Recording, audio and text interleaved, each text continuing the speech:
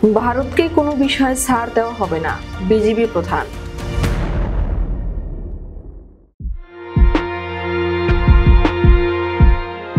ভারতকে কোনো বিষয়ে কোনো ছাড় দেওয়া হবে না বলে জানিয়েছেন বর্ডার গার্ড বাংলাদেশের মহাপরিচালক মেজর জেনারেল মোহাম্মদ আশরাফুজ্জামান সিদ্দিকী। বুধবার দুপুরে সচিবালয় স্বরাষ্ট্র মন্ত্রণালয়ের সভাকক্ষে আয়োজিত বৈঠকে তিনি একথা জানান। বিজিবি বিএসএফ মহাপরিচালক পর্যায়ে সীমান্ত সম্মেলন প্রসঙ্গে বৈঠকে আলোচনা হয়।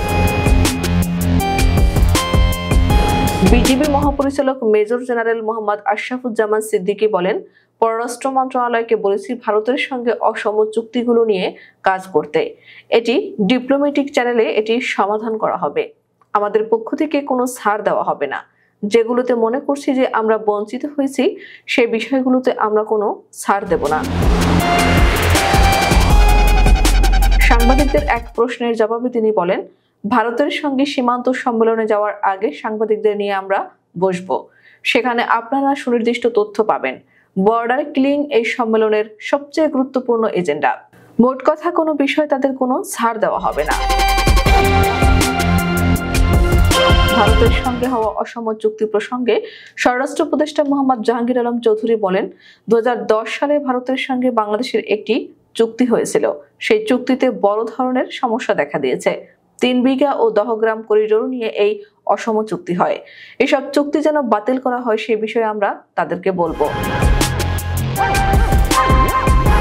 আর কি কি অসম চুক্তি আছে জানতে চাইলে তিনি বলেন, কুলাউড়ায় যে রেল স্টেশন আছে তার সীমান্ত থেকে 3 কিলোমিটার ভেতরে, আমাদের সীমান্তের 3 কিলোমিটার ভেতরে তাদের আসতে দেব কিনা তা নিয়ে আলোচনা হবে। সেখানে একটি ইমিগ্রেশন চেকপোস্ট করা হবে। 1974, 1975 এবং 2011 সালে ভারতের সঙ্গে বাংলাদেশের অসম চুক্তি হয়েছে। উল্লেখ্য, সীমান্তে বিএসএফকে মোকাবিলা করার জন্য বিজিবি যথেষ্ট বলে মন্তব্য করেছেন 59 বিজিবি ব্যাটালিয়নের অধিনায়ক লেফটেন্যান্ট কর্নেল গোলাম কিবরিয়া। 59 বিজিবি ব্যাটালিয়নের অধিনায়ক লেফটেন্যান্ট কর্নেল গোলাম কিবরিয়া বলেন, সীমান্তে বিএসএফকে মোকাবিলা করার জন্য বিজিবি যথেষ্ট। আগে আমরা প্রতিরোধ করব, প্রয়োজনে 18 কোটি মানুষ যুদ্ধ করবে, কিন্তু জীবন দিয়ে হলেও আমরা সার্বভৌমত্ব রক্ষা করব। তাই অযথা সীমান্তের নো ম্যানস ল্যান্ডে গিয়ে ভিড় করবেন না। বিজিবি অধিনায়ক গোলাম কিবরিয়া আরো বলেন, সীমান্তবাসী মাদক ও চোরাচালান মুক্ত সমাজ গঠনে বিজিবিকে সহায়তা করে আরামে ঘুমাতে পারবেন। আমরা তাদের ধরে পুলিশকে দিয়ে শায়েস্তা করব এবং সীমান্ত সুরক্ষিত রাখব। বিজিবি সবার নিরাপত্তা নিশ্চিত করবে। 5 বা 1000 টাকার জন্য কেউ সীমান্তে যাবেন না।